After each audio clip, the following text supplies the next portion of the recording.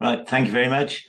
Right, hello and welcome to everybody to this morning's Gloucestershire Economic Growth Joint Committee. It is actually the last committee of this county council, so I hope it's a good one. We'll move straight ahead with the agenda. First item on the agenda is apologies. Do we have any apologies, Laura? So none that I've been made aware of. Doina's not here yet, but Kathy says she's going to come soon. So yeah, other than that, no. Terrific, thank you very much. The next item is the minutes of the agenda, and this was of the meeting held on the 20th of January. Does anybody have any comments or issues with the agenda? Do we know if Doina is happy with the minutes? Looks like Doina's just joined. Oh, right. I believe she is, but she is just joining us. Right, okay. We'll give her a second. Morning, Doina. We've literally just started, so we're just on item number 2, which is the minutes of the last meeting. So just a question to everybody. Is everybody happy that they are a true and accurate record of the meeting? I can see nobody dissenting, so I'll accept that as a true and accurate record then. Are there any action points we need to note, Laura? No, nothing to note in there. Terrific. Okay, unless anybody else has anything to say on the minutes of the last meeting. We move on to declarations of interest. Does anybody want to declare an interest? Nope. See no hands. Nothing. Okie doke. Right, we'll go on to the information reports then. And the first is from the Gloucestershire Economic Growth Scrutiny Committee. So I'll ask Councillor Kevin Cromwell if he'd like to give us a brief update on the latest work of the Scrutiny Committee. Kevin. Morning, everybody. It's not quite as nice a morning as it was yesterday, but then that's quite good because then we're not wishing we were out in the sun, we're actually sat inside. It's okay. Thank you for that. Right, obviously, members of the Scrutiny Committee showed a keen interest in the meeting in January of having an involvement in the future development of the digital strategy and also the work of the City Regions Board. There was a very informative item on social mobility, and I'd like to thank John McGinty for being the main participant in that. Update from members on social mobility group and work on the Power of Three based partnership in Gloucestershire. I'm linked to a similar partnership, and yes, it is very much also what the power of the people can do. Following a presentation in the morning's meeting, scrutiny members received the taxi licensing task group report, and the committee were impressed and largely supportive of the work done. And the recommendations concluded that I understand that it has now been taken away by leaders of the district councils to act within their own organisations. We look forward to an update of any implementation in the year. This afternoon, the committee are due to receive presentations from the Gloucestershire Skills Agenda and review the Growth Hub service. The presentation from the manufacturers of modern methods of construction has been delayed until after the election, as it was felt the item would need more time allocated to it than this month's agenda would allow. Today is the final meeting of the council term, and the committee will come back together in June after the election, but potentially with different members, and the existing work plan items I will pass on to the new committee to consider. I say I will pass on. I'm standing for election. I hope to be around again in the future. But I'd like to thank the Joint Committee for their work and their support of the Scrutiny Committee, and I hope that we have been able to likewise support you in what you do. But I'd like to thank everybody for the work that they do on this committee, and hopefully see you in June. Speak soon. Any questions? Thank you, Kevin. Does anybody have any questions for Kevin on the work of the committee? No hands, nobody shouting. Terrific. Well, thank you, Kevin. Oh, Doina, did you have a question? Yeah, I can find my raised hand. Yeah, I'll just about I'm interested in the discussion you had around social mobility. I know that's come up before, and just whether you could say a bit more on that. I know in the past we saw that Stroud District was doing quite well, and we were trying to unpick that a bit more to understand. Is there sort of thinking about how that's going to be taken forwards? Kevin? John would be better placed to answer than myself. Oh, I'm not sure I caught that. Did anybody else? John? John will be better placed to answer that myself. Okay. I mean, in terms of the social mobility group that we began out of Leadership Gloucestershire, Steve Miles is Stroud's representative on that, Doina, so you might want to check in with Steve. Basically, the work of the group has not progressed a great deal since pandemic began, because everyone's been pulled in different directions, and it was always a group of people looking to run it as a project on top of the rest of their jobs. So it was always and our main research input was public health researchers, and of course they've been pulled into dealing with the pandemic. So we've not been able to progress the work a great deal in the last year, if I'm honest. But what has happened is that the National Social Mobility Commission published an update of their sort of geographic report of the state of social mobility in the UK about October, November last year. It showed a slightly different picture for the county in terms of it calculated social mobility by district area using a very different metric. It was about they used a longitudinal study to work out what had happened to people 10 years on from the end of their education to see how their outcomes have been affected. So it came up with a different picture, a different sort of colour mapping, a red, amber, green mapping of the county than the initial one did. But that's not surprising, perhaps, because it used a different metric. And I connected with the National Social Mobility Commission towards the end of the last year. I shared with them the research that we had produced up to that point. They were very interested in our research and what we've been doing on it.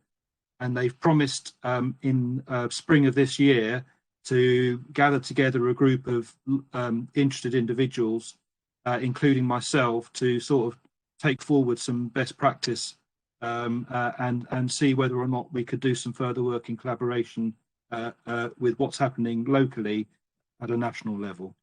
So hopefully that gives you a quick upload of what we gave to the scrutiny committee.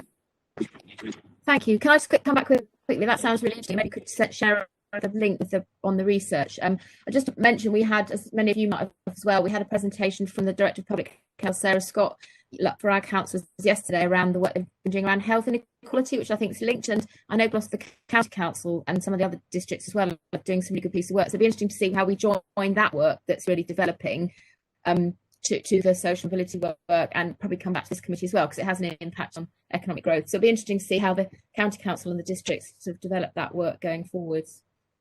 Thanks for that. Thank you very much. Sorry if I keep turning the video off, but if I leave the video on, you guys start breaking up. So I apologize for that, but I will try and keep it on when I'm speaking at least. Thank you, Kevin. We'll move on then to item number 5, and this is an update on the skills strategy and the skills portal. This is from Pete Carr. Hi, Pete. I believe you've got a little PowerPoint presentation, Pete. Morning. Yeah. Yes, thanks, Patrick. I think everybody's got a copy of the presentation in the pack, and along with that, there's an action plan which I'll refer to as well. I don't plan to go into a lot of detail with the action plan, but I'm very happy to take any questions if anyone's picking anything up from that. So yeah, if I just start by just sharing the presentation first of all. Okay, can everyone see that okay? Yeah, that's fine. Great. Okay, so just in terms of background, what I was asked to do for this meeting was just to explain a little bit more about where we are in terms of the skills strategy and other key strategic documentation, and then an update really as to where we are in supporting economic recovery and particularly an update on the skills portal as well, which when we last met, we were close to launching. So if I just progress through this, so really wanted to just cover off a number of points with you. As I say, I'll try and leave a little bit of time at the end for question and answers, but if anyone's got any key points they want to raise as I go through it, please do feel free to ask. So first off, just in terms of the skills strategy and where we are, essentially what we've done is actually delay the work on the wider employment skills strategy in favour of working on the priority of the support for economic recovery. So this is with the agreement of the Gloucestershire Skills Advisory Panel that's taking this work forward. But essentially what we're doing is a suite of 4 documents that are interlinked. In an ideal world and with more time and no pandemic, we'd actually be doing this over a longer time period and with in a slightly different order. But essentially what we're doing is working to certain requirements that the Department for Education have got. They require us to publish certain documents by the end of this month. So we're being pragmatic and focusing on getting those over the line. The suite of 4 documents are, as I say, all very interlinked, and I think they will still be really valuable, and they actually do link into the points that John and Doina have just been making around social mobility as well. So we're doing a refresh of the employment and skills evidence base, which is delving into a lot of data around the demographics around which skills and qualifications are being delivered by providers in the county and some of the skills needs. And then helpfully that'll move us into the longer term employment and skills strategy. As you'll appreciate, the focus has had to really be on the production of an employment and skills action plan. The last time that we met as a group, I was outlining the main areas that I'd been consulting on that, and that's now in place. And you've got a copy of the resulting employment and skills action plan that I'm going through on a monthly basis and rag rating in terms of progress. So you've got the February version there in your pack. And then the final document of the 4, again, needs to be submitted to DFE and published by the end of this month. And this is actually about the work of the skills advisory panels around the country. The idea is very much that there's a national skills and productivity board that's been set up. And the idea is that each area reports into that in using the same format. So it's quite a structured format that actually requires us to identify the skills needs, skills strengths, and mainly those things that are actually feeding into that national board. The idea being that board then advises government on what the main skills gaps are, what the main issues are, what's working locally, and they're actually pulling that together and influencing policy. So my hope in terms of the employment skills strategy once we get over the line for the other 3 documents for the end of March is to actually revisit the employment skills strategy. I've had a couple of meetings this week with members of the Skills Advisory Panel, and I think they think that sort of May, June time is fairly realistic to actually get that published. Just to emphasise that the work in the meantime is very much around supporting economic recovery, as I know all of you are, and as I flagged at the last meeting, the 4 main priorities that we're working through, 4 main work streams. One on information and signposting, which is very much about pulling information together for people who are looking to retrain or looking for work, and that has come together in the skills portal, which again you've all seen, but is developing, and we're adding to all the time. Work on apprenticeships, and both for the short term and the longer term. A lot of work, as you'd expect, around unemployment and redundancy support. I know quite a few of you have been involved in meetings that we've had to try and join up the support that's available, and certainly we've had a really good support and buy-in from the economic development leads in each of the districts, and I'd just like to thank them. I know Paul's on the call, but the other members of the team have been absolutely brilliant at moving that forward in the districts as well. And then Cyber County, again, as you'd expect, there's a lot going on in terms of cyber and digital work, and I know that you're picking that up through other means as well. So the action plan that you've got actually details each of those work streams and goes into a lot more detail about the specifics there, which is I won't delve into for the purposes of today. But what I did want to do is just highlight some of the main themes and main bits of work that are going on. I think the other thing I'd emphasise is that this has been very much trying to do this collaboratively between the various stakeholders involved, particularly GCC and district colleagues, because I'm sort of very well aware that everyone's got their own local recovery plans, and what we're wanting to do is just try and make sure we join up, whether there's where there's a county-wide initiative going on, to actually try and make the most of that, rather than reinventing it in sort of 3 places in the county if we can avoid it.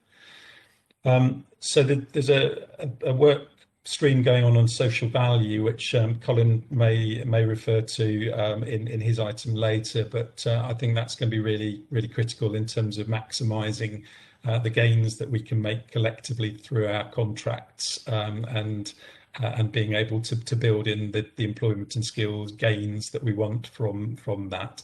I know as districts, a lot of you are already involved in doing this work, and I think this is really very much about building on good practice and actually trying to make sure we can gain even more from this, especially when we've got a lot of major construction projects going on, housing projects over quite a long period of time in the county. Linked to that, obviously, some exciting developments particularly in Cheltenham and Gloucester initially, but obviously county-wide. So what we're trying to do is make sure that we're joining up the work that's going on here and linking it to various other partner organisations who can actually help to provide both the skills training needed for this, but also to help employ local people within the different phases of the construction projects that are going on locally. Green renewables retrofit. I think again, from my sense, I know that from your district plans, there's a strong focus on that really across the county, and obviously it fits well into the local industrial strategy too. I think just at this stage, there's relatively little hard evidence about exactly what the job roles are, what the careers options are, etc. So for me, the next stage is trying to map that out and really make sure that again we're taking it beyond some of the words on the page at the moment and making sure that there genuinely are those job opportunities locally. And then similarly with cyber and digital, there's an awful lot going on here, as I think everybody's aware, but basically the work around the higher education provision is expanding in the county, particularly through Gloucestershire College's links with UWE and with the University of Gloucestershire. We're also doing more work in schools through the Careers Hub and with links to CINAM, the sort of cyber employers group. Digital Skills Centre has been set up at Cirencester College, and the building work has just commenced on that. They're also doing some really good work on looking at how to embed the curriculum with digital skills. And then finally, we've been sort of chasing our tails a bit, supporting a couple of digital skills boot camps bids, which should be live for the summer.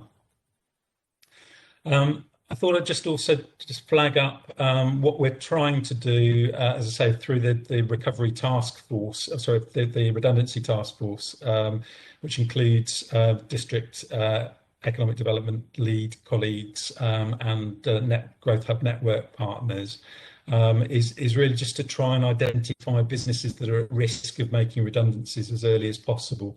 Obviously, the news about the extension of the furlough has allowed some businesses to breathe a temporary sigh of relief. But you know, again, I think we're realistic that there are going to be redundancies, an increasing number of redundancies with some businesses once furlough ends.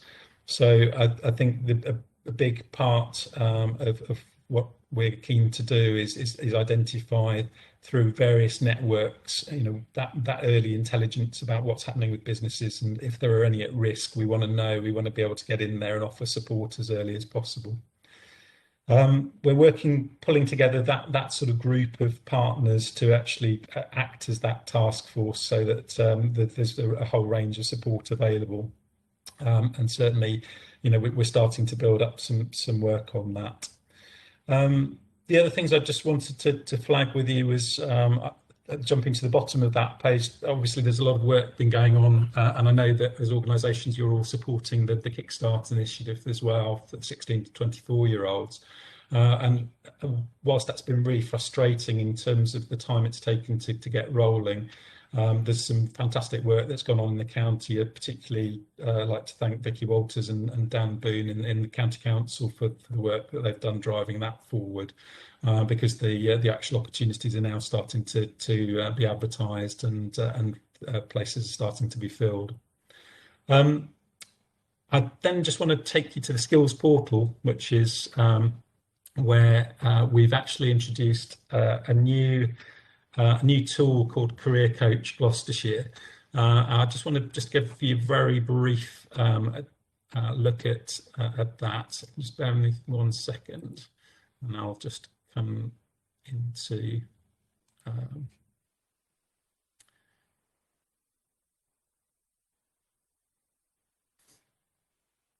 no, I'm not going to be able to do it that way.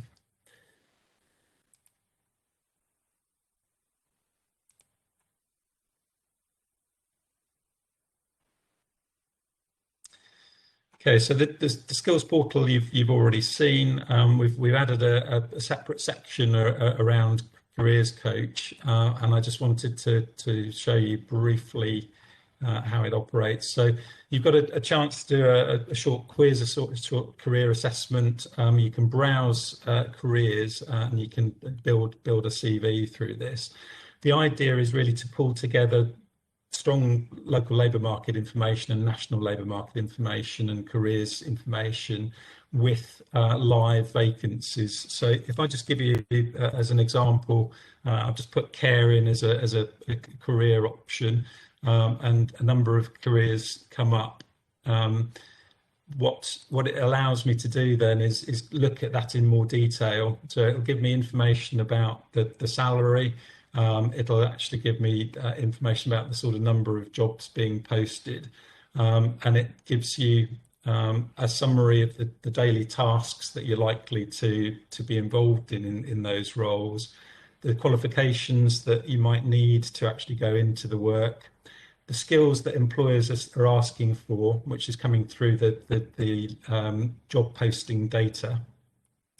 And then what you can do is actually link to the live job postings at the moment. So here we've got healthcare assistant being advertised, and you can then just go straight there from that to the actual approach. Pete, sorry to interrupt, but I can't see what you're talking to. I wonder whether or not you're not displaying the right window on your computer. Sorry about that, Peter. Right, let me. I don't know if other people are in the same place as me, or whether I'm just a delay. Yeah, the same. Yeah. Thank you, Peter. You just got in there. was mildly confusing. I apologise. Right. Okay. Just bear with me 1 second.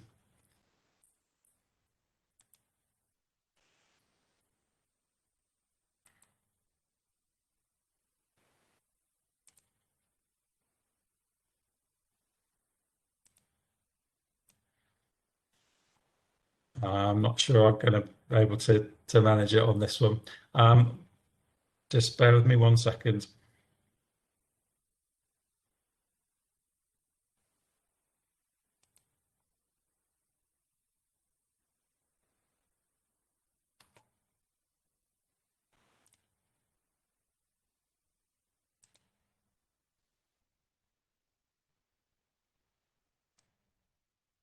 Do you need to stop sharing your current screen and then start again with sharing? Oh. Does that show you what you need to see? I think so, yes. Right. I think that's better. I do apologise. Thanks for flagging that, Pete. I'm sorry about that. Rookie error. I need some training. Okay, so just let me just give you the care example just very briefly on here. So what you can do, as I say, is actually look at the information that is available to you then around the actual job itself. So it'll give you a little bit more detail about the sort of daily tasks that you're likely to be doing, the qualifications that you need in order to actually go into some of the work. It'll give you some information about the wages, and then what you can actually do is go straight into, as I say, the actual live job postings that are available at the moment, and connect directly through that to wherever the advert is coming through, assuming it's obviously an online application. It doesn't pick up on offline applications, but you know that's obviously a relatively small number now.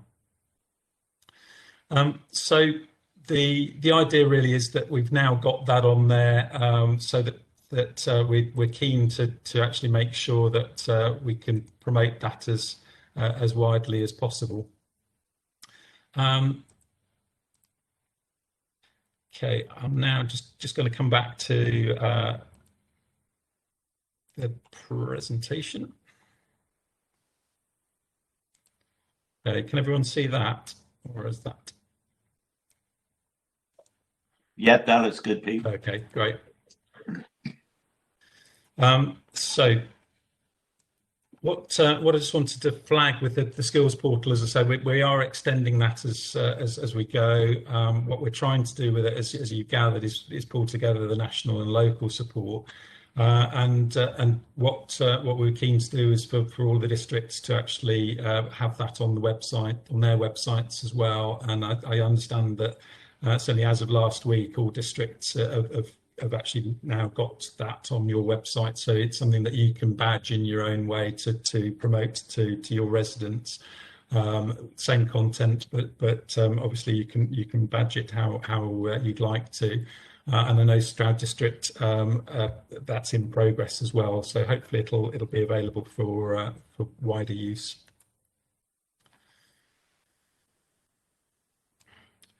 In terms of usage so far, so this is the figures just when I did this paper, which was the 23rd of February. Had about 2,000 new users since the launch. That's definitely gone up. We've done some more comms this week and last week around the careers coach. So we're expecting to see more traffic going to that site. But that's a summary of the kind of hit rate so far. And then in terms of my asks, I suppose, in terms of this work is really just to ask you to note the progress that we're making, really just to empower your district economic development and skills leads to continue to work with us collaboratively. And then, more promotion of the skills portal now that Careers Coach is available, just to try and make sure that we're maximising the opportunities to bring all that information together in one place.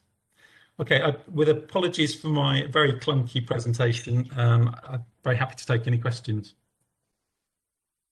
Yeah, thank you, Peter. Does anybody have any questions? I've got John McGinty.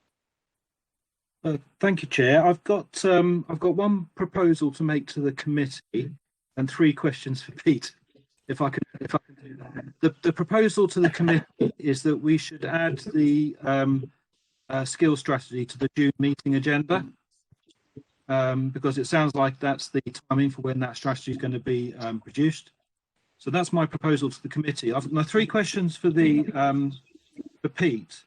First of all, in terms of the strategy you're currently working on, who owns that? Whose strategy is it? Because I can see an argument for saying that it's actually this committee that owns the Gloucestershire employment and skills strategy, but I could equally see there's an argument for the LEP to own it, for the skills council to own it. So where is the accountability in the county for delivering employment and skills strategy? That was my first question. Okay. Do you want me to ask all 3, or I'll make a note? Yeah, thanks, John. Okay, right. The second question, the Community Renewal Fund that was announced by the Chancellor last week allowed with Gloucestershire County Council as the lead authority for bidding into that. I think, broadly speaking, up to £3 million per area, and the focus very much on skills initiatives and things like that. So I just wondered whether you and Colin had any discussions yet about whether or not you were going to bid into the Community Renewal Fund for a particular project as part of the skills strategy. That was my second question. And my third question relates to the action plan that was attached to the agenda pack. Very detailed, loads of actions going on there, incredible amount of content. I suppose I was left with the question asking about what evaluation are we going to do on this? Do we know what success looks like? There's about, God knows, hundreds of actions in there, but it wasn't clear to me what success looks like, and because it was an action plan in the absence of a sort of strategy overview. So I just wonder if you could explain either what success looks like or how you're going to evaluate the action plan. So those are my 3 questions. Thanks, Pete. Thanks, Chair. Thanks for that, John. In terms of the first one, I think the skills strategy is owned by the Gloucestershire Skills Advisory Panel, which essentially brings together employers and the various agencies involved, like DWP and the Education Skills Funding Agency, and then the training providers. So, and then the link, I suppose, to other bodies in the county are, so Patrick sits on that from the county council perspective, Steve Lydon sits on that from a district employer's perspective, and then we've got a couple of members of the LEP board on there, Russell Marchant from Hartpury College and University, and Rob Loveday. So the ownership is there, that the kind of responsibility for sort of tracking that work through is with them, and that links to your point really around the action plan as well. So that they're responsible, if you like, both for the activity because it's county-wide, because it involves so many stakeholders. I think it's beyond that group, it's hard to find a sort of an ideal group to work that through. Is there a question behind the question before I sort of go into the other ones, John? I suppose my follow-up question is, will you wait until this committee has seen that report in June, if this committee is willing to add that to its agenda before you actually sign it off and publish it? I'm happy to do it that way, John. I think it makes good sense too. I think the timescale for the publication of that is much more in our control. That we've just had to be, as I say, pragmatic about the other things that DFE have sort of required of us. So I think, given the changes, with this committee and the timescales, I'm comfortable with that. Yeah, I think it doesn't stop us doing a lot of the, moving the work ahead. Thank you. And I guess the scrutiny committee might have a view as well. So waiting until June would be helpful, I guess. Okay, sure. No, that's understood. So just so I'm clear, John, it would be helpful from the point of view of this committee to actually for the committee to have a draft and have the specific item to discuss it. Yes, that's fine. Okay, that's fine. I'll work with Laura and Colin on that. Okay, should we just check there? Are we all happy to put the skills agenda onto the June agenda? Skills strategy item, as John has requested. I think the timing is good because obviously we would have come out away from lockdown, and certainly some of the impacts will start to be felt around the summertime. So it seems like a good point. Is everybody happy with that? Yeah, no dissenting hands. Okay, Pete, are you going to? So we'll put that. Sure. Yeah. Just to come back on the other 2 points. So the second point around community renewal fund. John's absolutely right. There are, the strong theme of employment and skills through that. I think the short answer is Colin and I have had an initial discussion about how we can take that forward, and we think there is value in fitting that to the existing work streams that are going on from a county-wide perspective in terms of exactly what that work will involve and constructing a bid. We're not there yet, but Colin might want to add a comment to that. I don't know. But I think we are sort of conscious that whichever employment and skills bids come forward, they need to fit those, the work streams that are going on. Otherwise, it's going to dilute the value. What's obviously interesting is that a number of employment skills providers will also be submitting bids, I'm sure, via the districts, and they'll be lobbying their MPs to actually make decisions on this. So it does have the scope to be quite messy. So I think it's really important that whichever bids are coming forward, whether it's from us centrally or from other providers, etc., that it actually fits with what we're trying to do across the county. And then the third point around the action plan, I agree with you, John. I mean, I think the closest to a sort of an overall strategy. I mean, the actual local skills report will sort of clarify that in a bit more detail, but the actual skills. The strategy for economic recovery in terms of employment and skills was very much what I'd sort of presented to you last time, but it was done in terms of where I was trying to get to, as opposed to specific metrics on there. So I agree. I think there's still some work to be done around exactly what success looks like.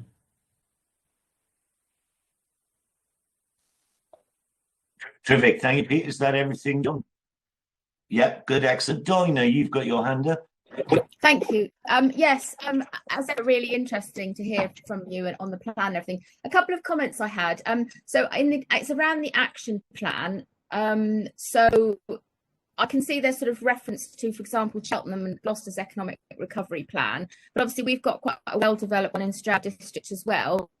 And so, you reference things about green renewables and looking at that, and that is a piece of work that we're obviously developing, as I'm sure you're aware, quite so. And we've all, we've put in our budget for next year to appoint a couple of officers, particularly both on public and social housing and private housing. So there's developing sort of skills around that. So I just thought the action plan, it would be helpful if it sort of referenced that. And I think you mentioned around the thing around academies as well earlier on in the plan around that particular sector. And we're really looking at how we can sort of support particular sectors. So I suppose an ask really is that we make sure that we're consistent, that we're referencing the specific work the districts. And I don't know if you've picked up a conversation with Amy Beckett, our economic development officer, who's really starting to get her teeth into this. She's only been in post for a few months, but she's definitely there and a really good resource for you to use as well. So that would be just sort of ask on that one, that we just make sure what we're doing locally supports the rest of the other people who are working on those things. And the second one was just a question around, I didn't quite pick up on the redundancy task force, which I think sounds like a really good initiative. is that sort of getting going, or is it sort of in the process of being set up? I mean, just you'll be aware the news hit just this last week around the potential sale of Renishaw, which obviously is concerned as a big change for a very significant local employer. And we're actually having a meeting next week to understand a bit more about what that involves. I'm not suggesting there's redundancies coming there, but you know, that task force sounds like a really good initiative. And I know there's already quite a lot of, you said involving the trade unions, there are already quite a lot of visits going on currently for redundancy work that's happening at the moment. So a bit of an ask and then a bit of a question, but otherwise there's ever really good work that seems to be going on.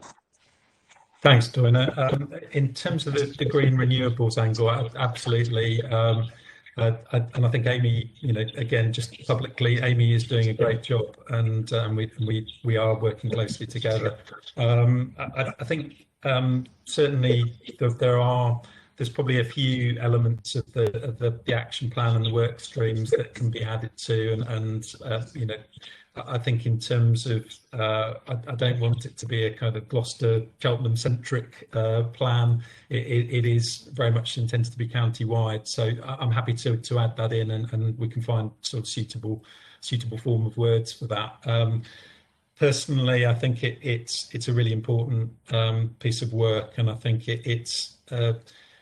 I think, you know, from our previous conversation, it's just partly getting a handle on what the work is. For me, it's also how that work then links into the work of the newly appointed, you know, climate change lead in the county. You know, there's a number of things I think still need to be worked up on that, but I think it's going to be really important, and so I'm happy to add that in. In terms of the redundancy task force, yeah, I mean, it is up and running. And we're already, in fact, unfortunately, you know, there are obviously a number of announcements. Renishaw one obviously is really concerning, as you say, but it's the team, the kind of virtual team, if you like, are working now with a number of employers.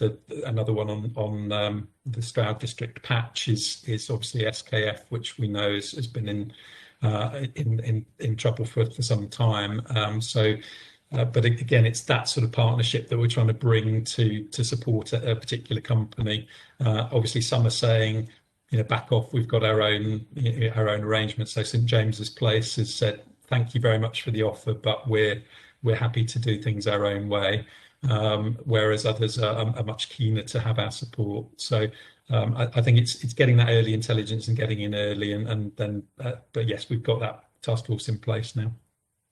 Sorry, Chair, just it's Mike. Just to make a quick comment for Pete, this just to remind Pete, this is an open committee which is being held in public. You might just need to bear in mind if you're naming specific companies around this at the moment. It's just a comment, Pete. Sure. Yes, thank you, Mike. Thank you for the reminder on that. Okay, well, thank you anyway, Pete. And I think, Doina, you're absolutely right. Coordination across the districts and the county with all of these plans is going to be vital as we go forward. Rowena, you've got your hand up. Thank you, Patrick. I've got a quick question. I was really pleased to see the green renewables in there, but what I can't see in the action plan is the sort of the word that we all need to use really is sustainability, and that's a bit of a missing within that action plan for me. In what sense, Rowena? Well, it's not clear. So we talk about green renewables, but we don't talk about necessarily them being sustainable. Whatever we're doing in terms of developing that needs to be sustainable. Yeah, sure. I mean, I think you're right. Sustainability has to underpin everything we do these days in the council, to be honest. So it should be but maybe a little emphasis somewhere. I'll look at wording on that one, Rowena, and just certainly see if there's additional elements to that we can build in. Great, thank you, Pete. Has anybody else got any questions for Pete on the skills agenda? No, well, Pete did ask for some commitments of the districts, I think, in particular, in terms of information exchange and publicising the portal, which I think is again going to be vital in the summer. So is everybody happy to take those commitments away on a district level. Yeah. Was there anything else you wanted in particular, Pete? No, that as I say, it's really just that ongoing collaboration. Just to emphasise it, it needs to be that collaborative approach, and the response, from colleagues at GCC and districts has been fantastic so far. So please, can we keep it going? Terrific. Thank you very much, Pete. Thank you. Mike, you got your hand up again, Mike. It was just a quick one for Pete. Just to say, Pete, it'd be great if you could engage with the senior officer group for the joint committee, and we can then work at officer level to make sure that those commitments are delivered, and future engagement. Thanks. Terrific. Right, if that's everybody, thank you very much. Right, we'll move on to item number. Thank you, Peter, once again. We'll move on to item number 6 then, which is the impact of Brexit in Gloucestershire. And this is to receive a report on the activities and findings of the Growth Hub's EU Exit Outreach Project. And I think we've got Sarah Danson from G1st LEP and Matt Rigby from the Growth Hub to give us a presentation. I'm handing over to you, Sarah. Thank you, Patrick. Good morning, everybody, and thank you for letting Matt and myself come along to give you a bit of an update. I'm actually going to let Matt go straight into the presentation because it's got all the latest figures from the presentation and the report that you had from us. And then we'll come back to you if you have any questions afterwards. Thank you.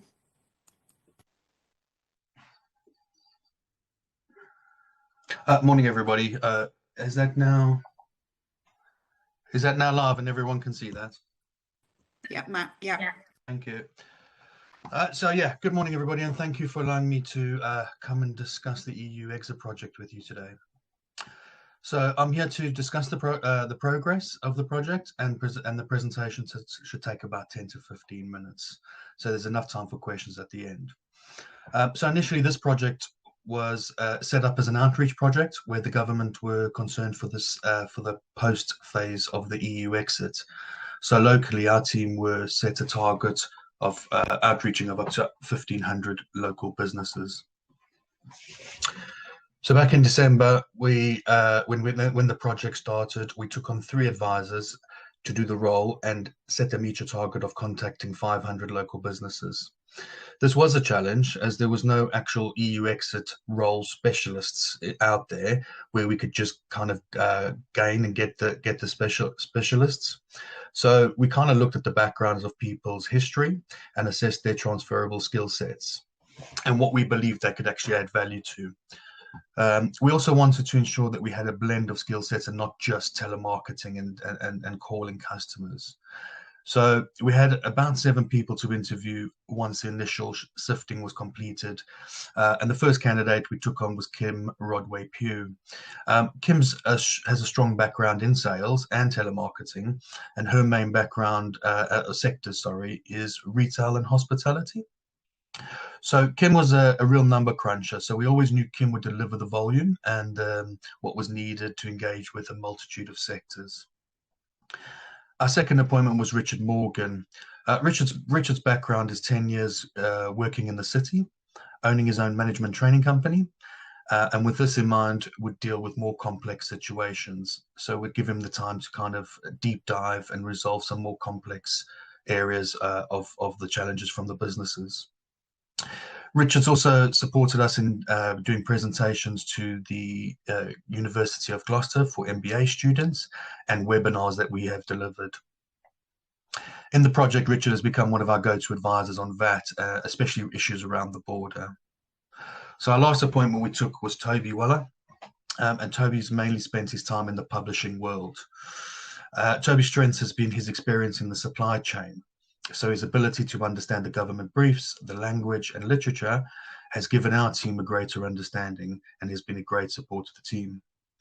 Toby also advises on complex scenarios and does a load of deep dives for us, as well as Toby does webinars that we provide as well.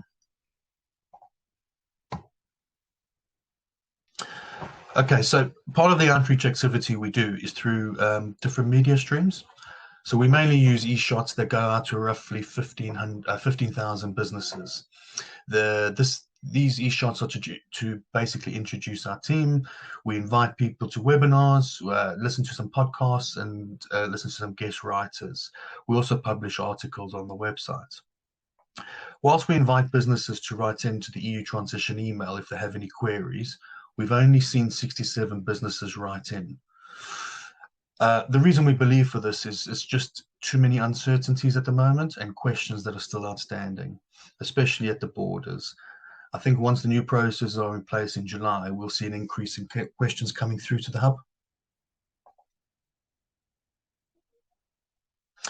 So as you'll see from this slide, we track all activity on a monthly basis. We identify areas that we're doing well and areas that we need to focus on. These figures are mainly based on the information the government requires on a weekly basis. And today I've combined all the numbers since the start of the project. So by the end of this week, we will have 1,900 leads and companies contacted versus a target of 1,500. On the current trend, we are set to deliver 2,200. However, that said, we will see this get less from next week as we're starting to wind down the project, and we've still got ongoing clients. Currently, there are still 400 clients that need information, and the relationship is still ongoing between the clients and advisors. So to date, we've completed 15,000 outreach calls, 3,000 successful emails, 59,000 outreach emails, and 5,600 successful calls, totaling 83,000 interactions from January to date. This does, however, include all the activity we do and outreach we do. Okay, so it's really important to understand here that what sectors we're mainly dealing with and the issues that the businesses are facing into. And what you'll see is the main sectors are advanced manufacturing, consumer goods services, infrastructure and business services. To counter that, the main issues are import and export, workforce and people, regulations and standards, digital and data. This information is raised is in line with the national average and is consistent with the UK as a whole.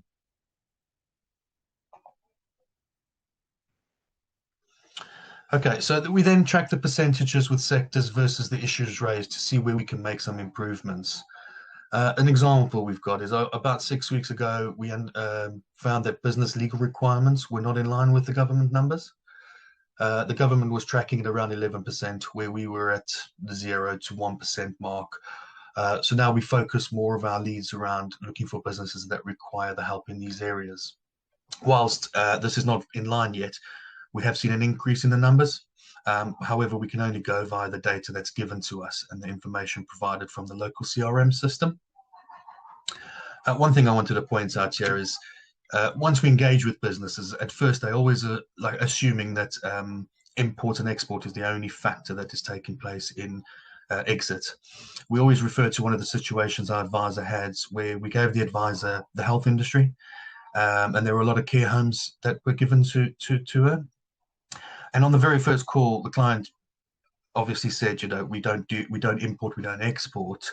And once a little prompting from Kim, she asked how they employ people.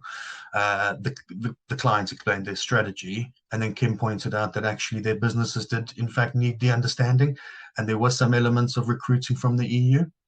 The journey then began from there, and Kim offered all the help and gave the relevant links and to help and show the way. It kind of just shows you that businesses don't know what businesses don't know. So the team have been really good at looking for the opportunities to help and prompt the questions in all the areas that are causing issues at the current moment. Okay, so one report we don't send to the government, but thought it is important to track as part of the project. So this is our success story, so to speak, is the readiness scale. So we wanted to understand how prepared businesses were and show how we help the businesses move forward. And at the beginning of the project, most businesses sat in red, as in done little to no work towards exit. You may be surprised to know that this still remains the case in some instances. I think businesses are just too busy at the moment, end of year. They're dealing with COVID and still with all the unanswered questions. They're just waiting to see what's going to happen. I suppose that said, once we do have the interactions with these businesses, we do see them move from more red to amber green, and we kind of progress them through the journey. And this will then see why the interactions move from basic emails or calls to more light touch communications with the teams. Now, I don't think this little piece shows does my team any justice. The reality is that my team are now on calls for longer periods of time. They're back and forth on several occasions, and we're having to deal with the same business, I think upward of 7 to 8 interactions now to help resolve their issues.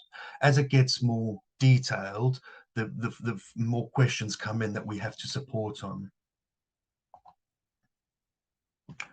Okay, we then get the comparison update from the government on a weekly basis.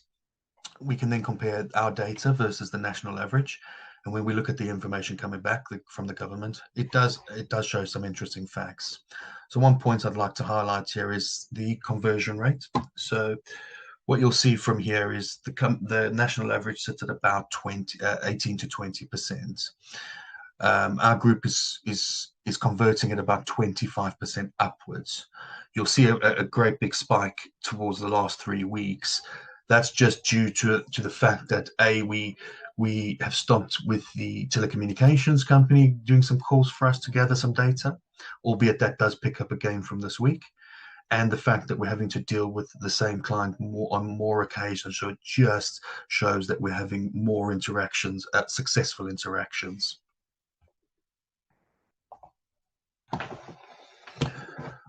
I suppose if you now look at the business size of who we're engaging with, you see that we're doing a more rounded approach. So not just the micro sizes. We know that all businesses are struggling with the rules, especially around the imports and exports.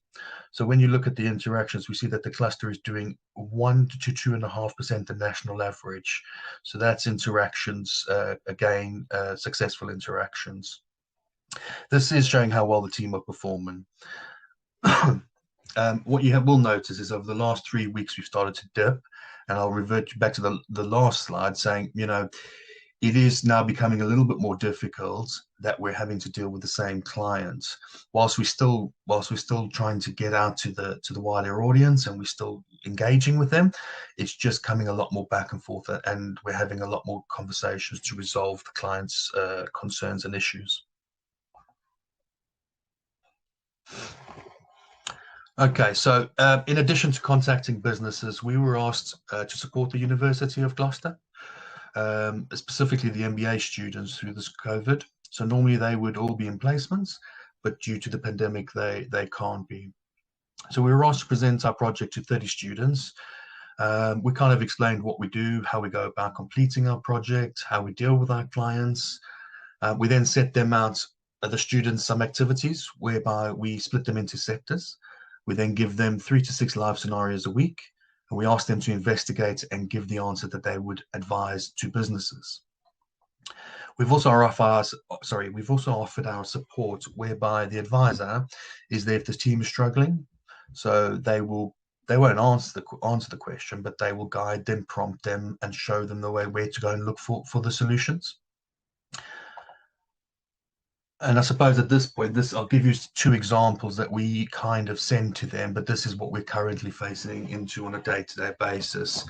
So I suppose the first business, as we can't use names, the first business is a bookshop company. So this came out before the project. This referral came through before the project was even set up through one of the business guides at the hub. We got involved with the company on the 5th of January, and we did an outreach call and email to assess the situation and engage with the client.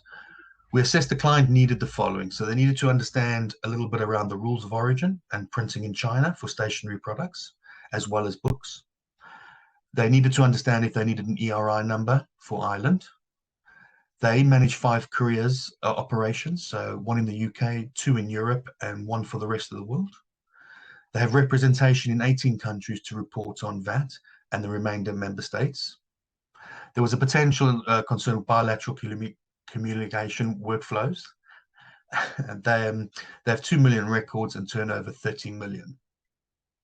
So we then set out to send them all the correspondence, the links and information provided.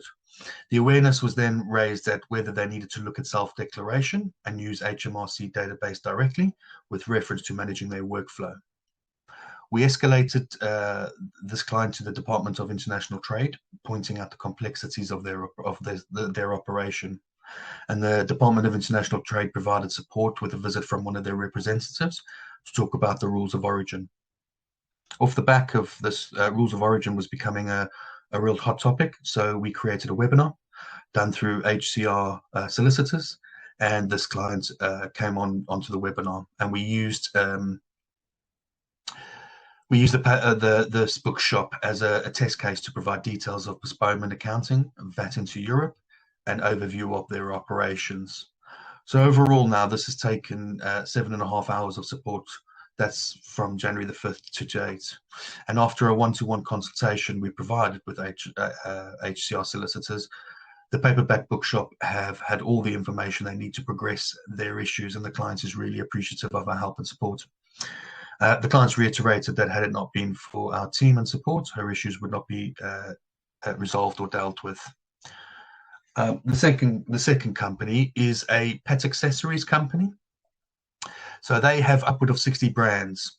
And after the initial conversation had between the advisors and the clients in January, it revealed that they were reaching out not just to understand, but how to implement the changes as well. Again, their key topics were rules of origin, as this was a new concept to them. They needed a better understanding of Incoterms, since they had not had to consider these rules since trading, and didn't know the different options available to them. They needed to know how to manage their European customer base, as they didn't have a distributor. So we then sent over all the relevant information and links on rules of origin. We sent them a flowchart, a PDF showing the high-level process involved with exporting, which are supplied by the government. We sent them 3 links to the we sent them 3 links of guidance around regulations and placing products in the EU, UK, and Northern Ireland markets. We then sent them an invite to the webinar that we did on the country's rules of origin.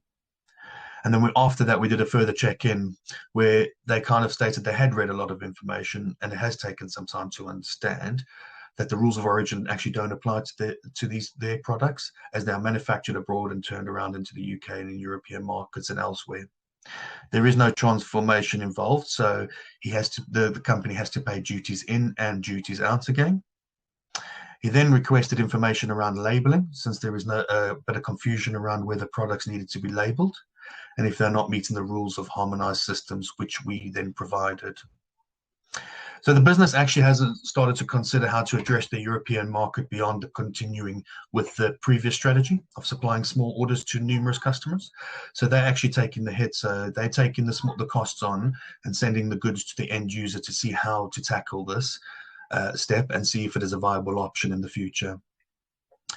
We've also held a webinar on VAT, which they have attended, and we have taken this client as far as we can. And overall, this has been 3.5 hours of support for this client.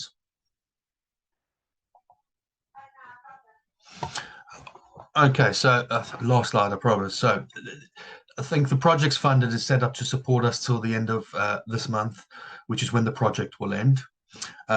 As a project manager, I can see there being some real concerns to consider. And that is, with all the changes still taking place well into the 2022, how does the LAPs and hubs bring this back in-house and provide the service and support that is needed? We've barely touched the surface in terms of all the businesses we needed to contact. After a lot of conversations, we found that business have stockpiled. So businesses kind of foresaw that there was going to be issues, stockpiled their seasons, double ordered. So there are a lot of companies out there that just have not even picked this up yet.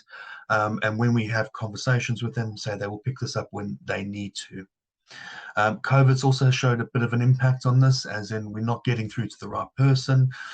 Some offices are closed, so that's an unknown to us. We can't actually say how impactful that is yet until next month. So yeah, just those are some of the implications to consider. And I think that is it, and I'll take some questions if there is any. Thank you, Matt. Mike, you've got your hand up, but it might be a throwback from the last item. It is. My apologies, Chair. Okay. Does anybody else have any questions for Matt before we go on to Sarah? No. Well, thank you very much for your presentation, Matt. It's obviously given us all the information we needed. Sarah, is it over to you? Thank you. I'm just happy to take any questions. I think, Matt's point is, I just want to make the point actually that this isn't just about quantity, and that the team have also produced a fantastic quality of work and been really careful around the advice that they're providing for businesses. We did another survey at the start of this week, and we had 78 responses on Monday. That showed us that 60% of the respondents are still not ready. They still haven't implemented all of the things that they need to implement. We're also trying to just estimate get some idea of impact on turnover, and that's coming out at 10 to 20% of those 60 businesses said that it was having an impact on their economic activity. So it's a really big challenge, something that we need to continue to try and support and encourage businesses to talk about and help them to seek advice in the right places. Terrific. Thank you, Sarah. Does anybody have a question? I've just got one brief question. Obviously, we're right in the middle of COVID as well. Is that clouding the issue at all? Is that getting in the way of fully understanding the impact of leaving the EU? Or are they quite easy to separate in this instance? No, I think Matt just touched on that. The part of the problem his team are having is actually getting to the right people within the business because of COVID, and the businesses are still not operating in their usual way. But also we know that for a lot of businesses at the moment, it's survival because of the pandemic beyond anything else, and they'll worry about the other activities at a later date. I mean, that's kind of what I was thinking about, the sort of impact on turnover. Obviously, there's a lot of that within potentially the COVID. Okay, well, thank you very much. Mike, you have got your hand up again. I have. Thanks, Jay.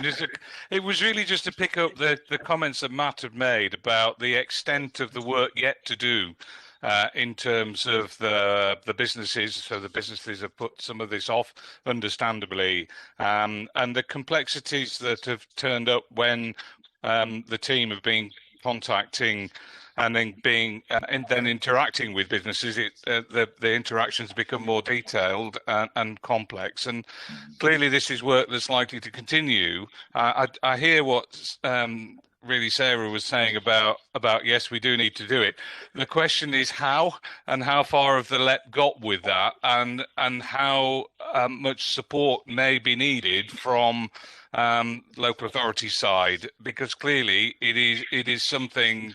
It feels like a lot more work still to do, and that was really a question of whether we need to take that offline, Sarah, and perhaps have some discussions with the senior officer group of the joint committee going forward, because it clearly is something that might need some more attention and indeed some more support. Thank you, Chair. Thank you, Mike. Okay, well, if there's no more questions, just like to say thank you again to Matt and to Sarah. And we'll move on to item number 7 then, which is the Gloucestershire COVID-19 Economic Recovery Planning. So we'll first get a little presentation from Colin on the County Council side. And then I think we'll move to Mike, who'll give us a brief overview from the districts. And then we'll probably go round each of the districts for a very brief a little presentation on what they're doing on the district level. So I think we'll start with Colin. Colin, over to you. Good morning, everyone. As you're probably all aware, we set up within GCC an economic recovery group, transition group, over 6 months ago. It just had its 6th meeting, and that was responsible for writing the economic recovery plan and bringing that to GJEC, and which we did. And then we followed that up with the action plan. That group still continues to meet every month, and it has a number of actions which I'll run through now. One of those is probably the most important one is having, if you remember, I always said there was no point in having a plan if you didn't have an action plan that actually said what you was going to do, and put names in frames so that people are responsible, because that's how you get things done. And that group basically manages by exception the action plan to make sure that the recovery plan is moving forward and we're actually delivering. An example of that, probably of quite I think quite a lot of interest to people around the table, is that one of the things we're looking at the moment and have been looking at closely is the program for the rollout of the innovation labs. That will create an innovation lab in every one of the districts. That is moving forward. It's now starting to gain some momentum. The first one will be Gloucester in the next few months, and that will be followed by the other 4. And our aim is to have all the innovation labs in place by the latest the end of the financial year, and if we possibly can, because we need to got to move people around, create the space, make some building amendments, etc. That sort of thing to certain areas. But the aim will be, assuming all that comes to fruition, will be to have all the innovation labs open by the end of the next financial year, and ideally by Christmas.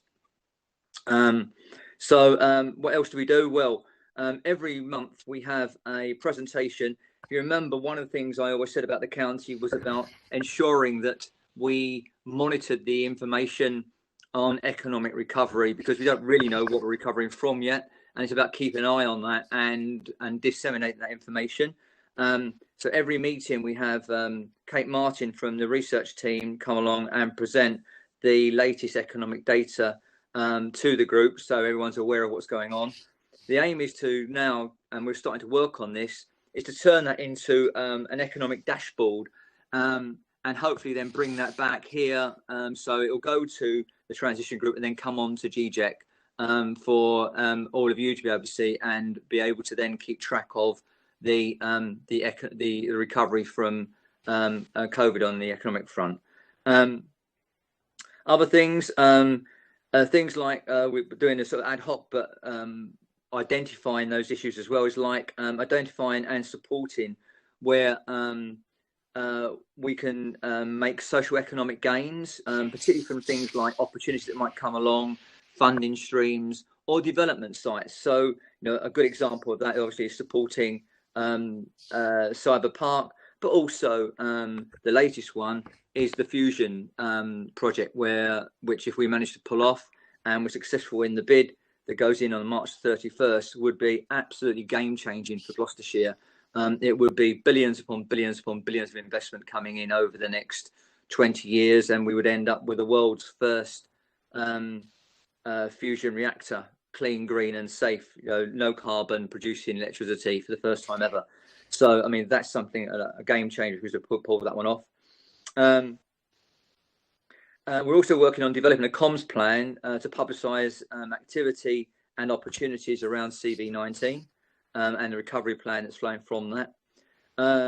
We had briefly discussed at our meeting this week the Community Renewal Fund and the Levelling Up Agenda, and a briefing paper has been produced since that meeting.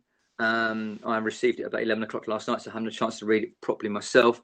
But the briefing paper basically outlines how CRF and Levelling Up Fund will work.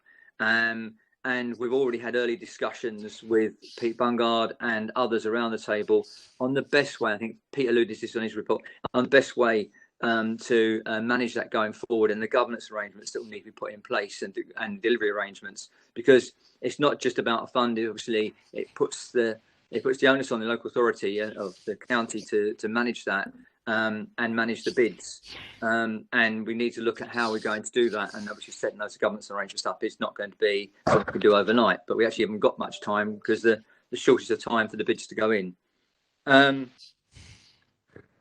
So what that has led to really is the identification of a real need to focus on skills and employment. And so flowing from that transition group, so the overarching group, is now a skills and employment subgroup that has been set up. And we're covering much of the work that Pete has described earlier today, and Pete is a member of that group. So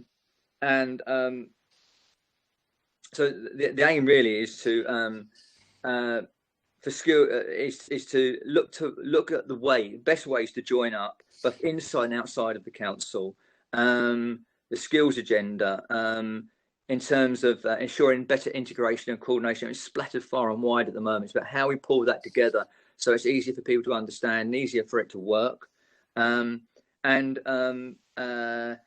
Look at what changes might be needed to bring that about, possibly structural changes even within the counties, things I've started to discuss with Pete Bungard and others about how we get that better centre of excellence for skills and employment. That group, like the transition group, meets monthly and has representatives from right across the council on it, and the LEP in shape of Pete, and looks at all aspects from and has representatives from skills and employment, apprenticeships, support for disabled and disadvantaged to get people into work, apprenticeships, Kickstart. It covers the whole spectrum of the skills agenda, as Pete has already described earlier today. At each monthly meeting, we pick a particular item for further exploration about where we can actually develop further and push things along. So at the moment, the focus has been social value, and we've already had one meeting to discuss that in detail.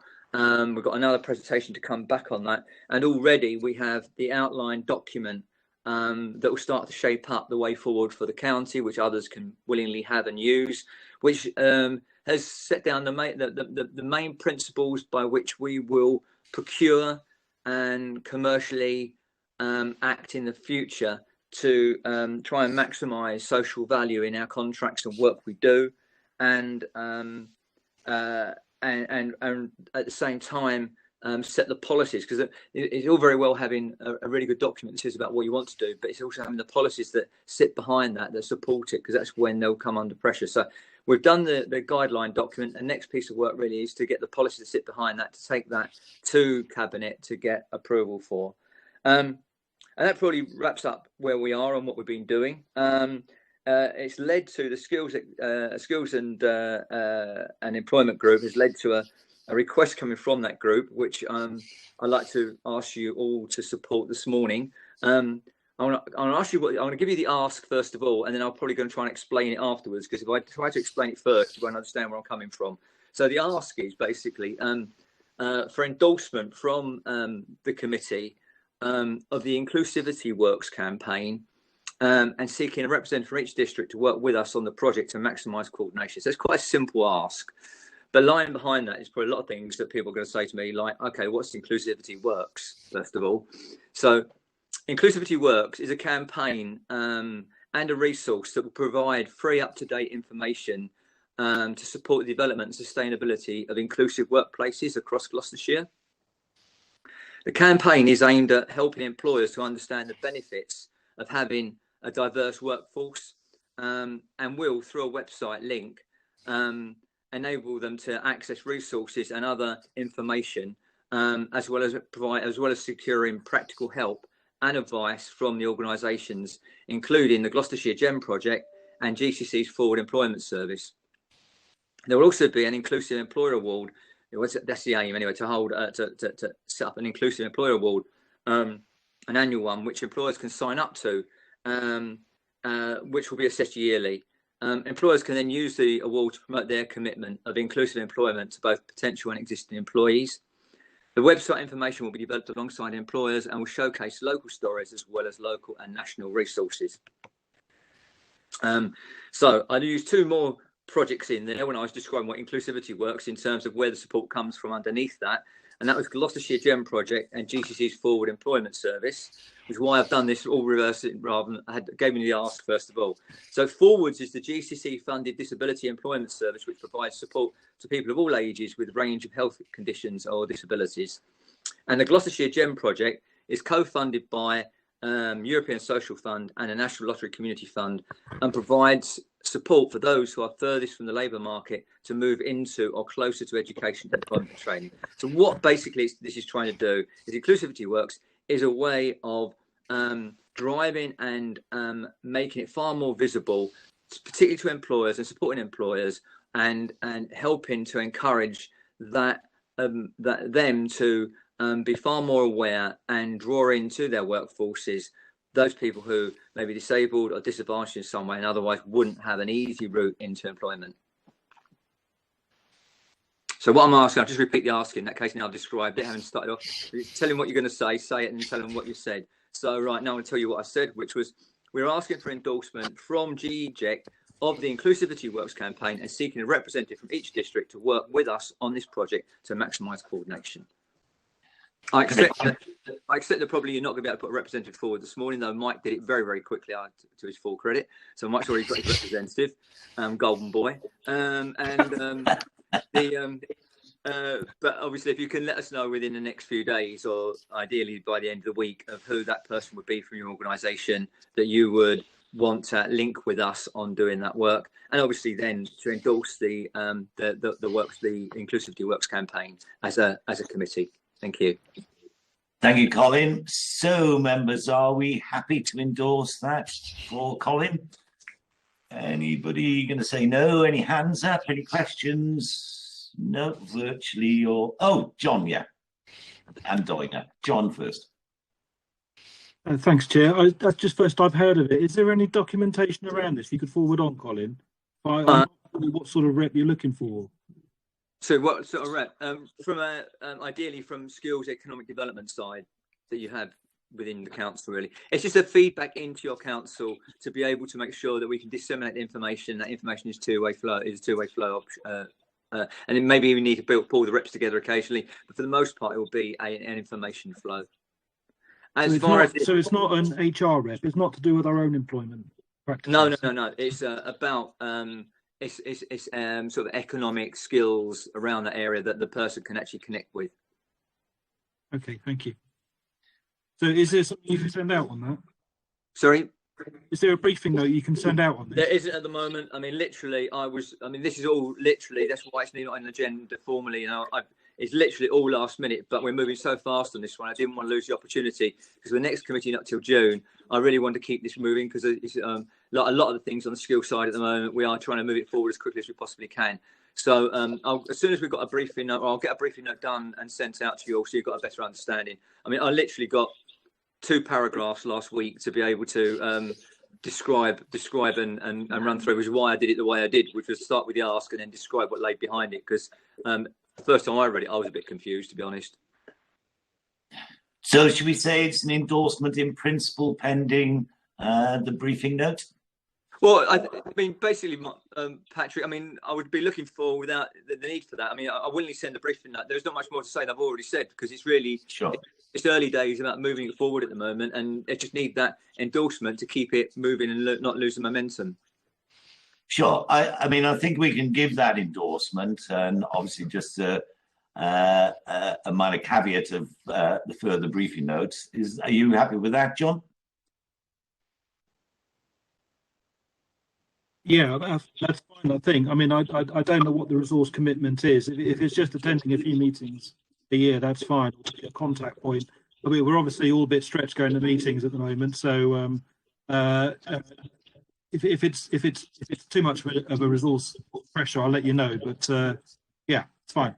No, it's the way in to make sure that you are all connected into what is going on and you are aware of what it is. So it's basically, I would argue, it's as much as a communication channel of someone who is aware about what's going on and connecting the things that are going on with your own districts, so the districts don't get left out. The idea is basically to draw the districts in so you're actually aware of what's going on and you can connect, or if there's particular issues in your area on that front, or companies that we may want to contact or whatever, or you know that you'd like to see contacted, you can raise it through that channel. Okay, thanks. I mean, it does strike me there might be a sort of crossover with the ask that Pete Carr gave us earlier, because there's some crossover there, so that would seem to be a sort of similar resource requirement. But maybe you should take that to the senior officer group just to refine the details on that. Doina, do you want to come in? I think my question might have been answered because I wasn't sure if this is an officer or a member rep, but it sounds to me as if it's an officer rep. But yeah, so I mean, we could take that way and have a discussion. I mean, I think I can't remember if I mentioned at the top of the meeting, but we're about to adopt next week, hopefully, for council, our revised equality, inclusion and diversity plan. And so that's more about the council, but obviously there's an element there outward facing, so that will tie in quite nicely. So the equalities working group that now exists across party office and member group might be a place to take that and discuss who would be most useful from our point of view to do it. But obviously, we're very happy to support and absolutely happy to support encouraging good practice from employers. That sounds really good. Thank you. Terrific. Okay, so are we happy then to endorse the request as presented? I see no naysayers. Mike, you've got your hand up again. I was about to just take it down, Chair. I'm happy to take it to the senior officer group. I think Doina hit the nail on the head when she said that this is effectively good practice in employment and working together as districts. We already have a lot of inclusivity policies ourselves.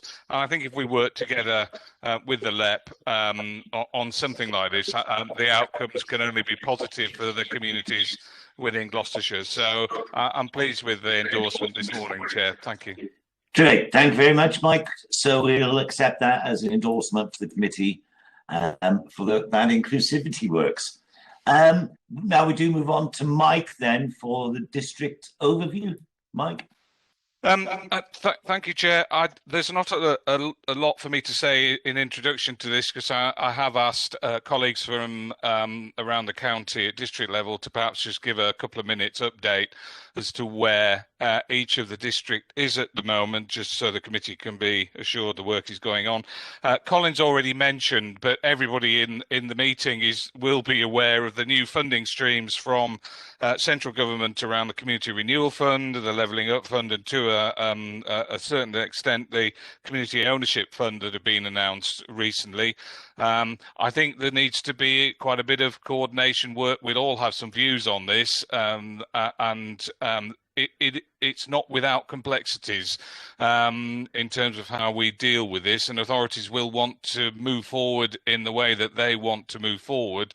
But I think some cross-county discussion may be helpful, and Colin's already introduced the county as the lead authority in terms of the Community Renewal Fund. So I'd just flag that up for members and officers to obviously be aware of. I'm sure everybody is aware of it, but perhaps the need for some further discussion on that as we go forward.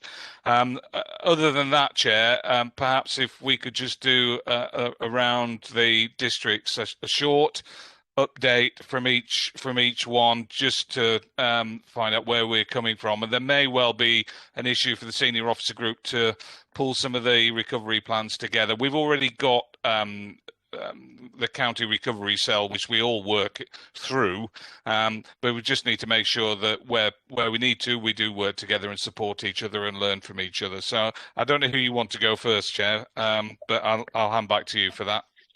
Thank you, Mike. I don't mind who would like to go first. Have any offers? Nobody's desperate. Dev, you want to come in? You're not a district member, though. Dev. Well, I can kick off while others want to sort of choose which order to go in. Just a quick update from the LEP, really, in terms of recovery. So you've heard from Pete already, an awful lot of work going on in the skills arena. You've heard from Sarah and Matt, a lot of work going on there in terms of growth hubs. But just a few other little points. The Getting Building Fund, that's something is still, we're pushing that along. That's going to create 800 plus jobs. All 5 of those projects are certainly on track for delivering by the end of this year, which is great. The Inward Investment Team, the county-wide partnership, since the last joint committee meeting, we've now had the cyber HPO, high potential opportunity session with DIT and all the players across the county. And essentially what that will produce is a very cool slide deck that DIT can take all around the world and showcase to potential businesses to the strengths of cyber in the county, with a view to getting them to land in Gloucestershire. So that's gone really well. The LEP's also got a peer-to-peer program which ran for about 4 or 5 months towards the tail end of last year, but it was really successful, working with SMEs again right across the county, and we've managed to get funding from central government to extend that for a further 12 months, which is great. And then the last one is the tourism strategy. All the districts and the county have been involved with that. The plan is to produce a 3-year county-wide tourism strategy. The final workshop is tomorrow, and we should then have the draft by the end of this month. So as soon as that comes out from Visit Gloucestershire, we'll be able to circulate that. So yeah, that was the points from the left side. Terrific, thank you, Dev. Right, should we go around the districts then? Why do we start in the Forest? Is this going to be Pete or Richard? I'll pick that up, Patrick. Thanks very much. In the Forest, we established a recovery action group early on, and identified 4 themes that we'd concentrate on: economy, community, the council itself, and the environment, including climate change. Around the economy strand, our focus at the moment is around opening up the visitor and tourism economy. As we emerge from the lockdown, we're working with the local destination management organisation and Visit Gloucestershire alongside the Forestry Commission, if we can get them to the table.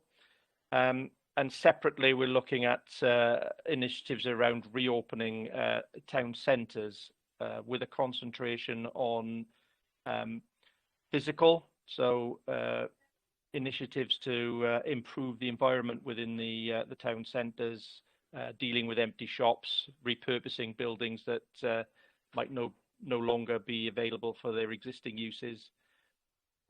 Some activity initiatives to try and get people back into town centres as they open up, and support for businesses to establish a digital footprint where they don't have one. So as you can imagine, a lot of the businesses in the Forest, small independents without the capacity themselves to examine the digital opportunities as some of the bigger players can. And alongside that, we've got a sort of promotional activity going on around Shop Local. And we've done a joint investment alongside Stroud and Cotswolds District Councils in some digital counters, which will allow us to track and monitor the sort of footfall in the town centres moving forward in a much more efficient but accurate way. Around the council strand, we're just embarking on a piece of work to try and build on the benefits that have come out of the enforced changes we've had around COVID. So the move to digital meetings and the sort of the consequential benefits that came with that around much less travel for members and officers, savings in carbon, and around public involvement in meetings. Now we're doing a sort of examination on whether or not people are engaged in the meetings or just viewing them at the moment, but our figures demonstrate that there's a much higher level of viewing going on of the council meetings than there was in the past, even though we had digital broadcasting in place before COVID came along. And we want to sort of examine technologies that will allow us to move forward with sort of hybrid meetings, which will bring the functionality of both those who want to be there and those that can work best remotely.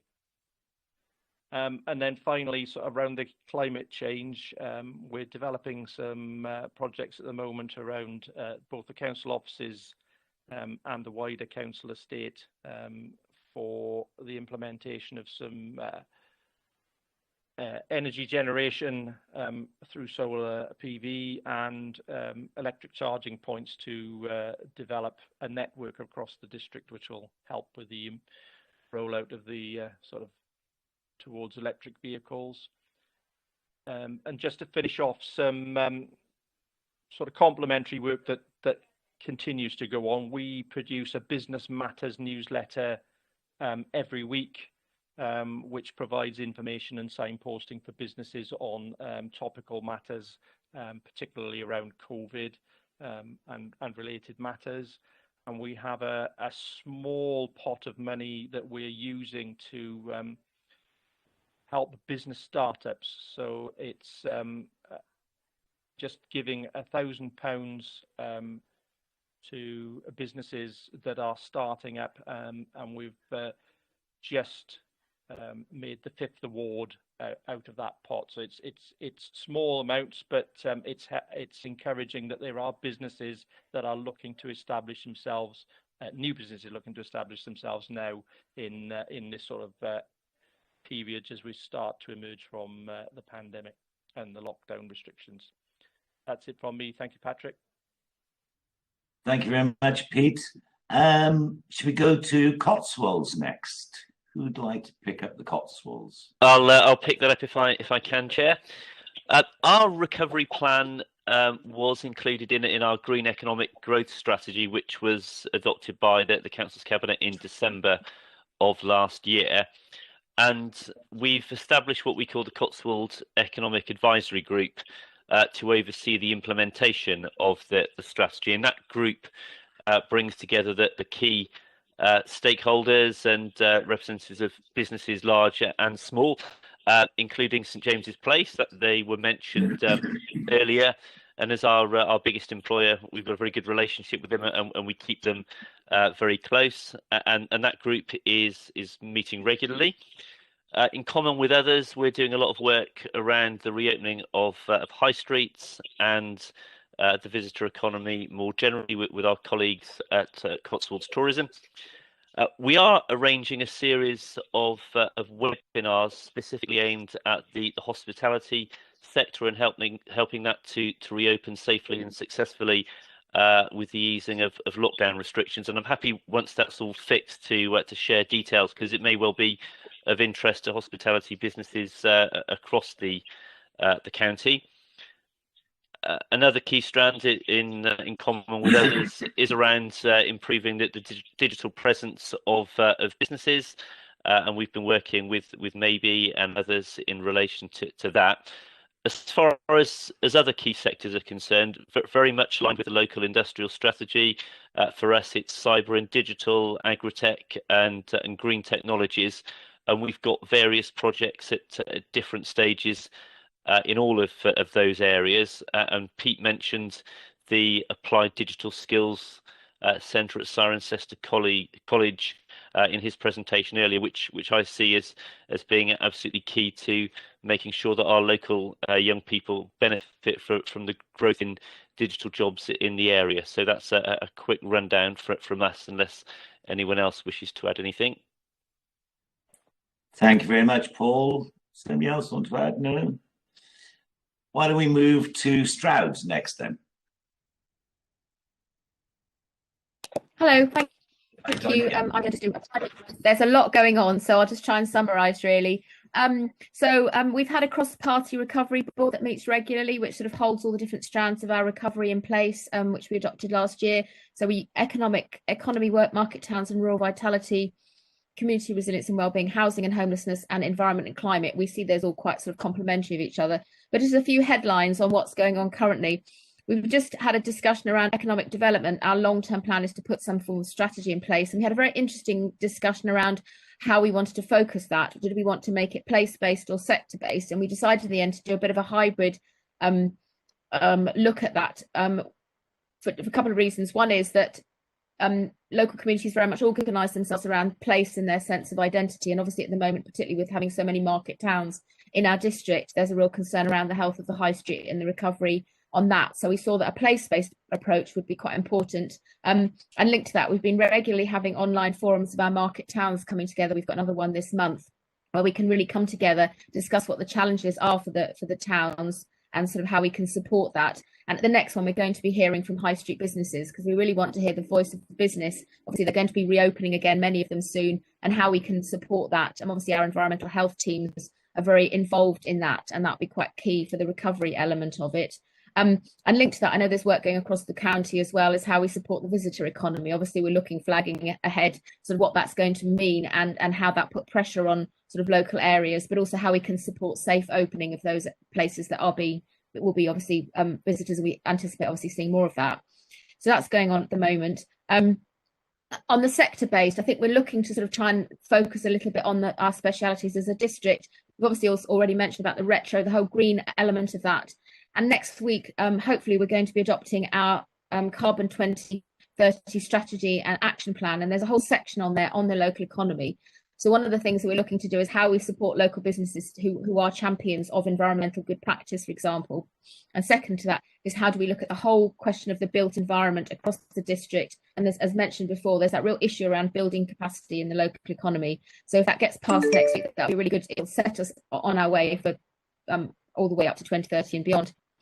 And the other two sectors that were obviously manufacturing, advanced manufacturing, I mentioned Renishaw earlier, is quite a significant part of our local economy. So again, how do we put something specifically in place to support that? And the other one is around hospitality and events, obviously really badly impacted at the moment. And again, how do we put some specific support in to help that? We became aware through the pandemic that our district has the highest number of small and medium-sized enterprises, lots of micro businesses as well in the district. So how do we put something specific in place for that? I'm having a discussion around, we've got this discretionary grant from government.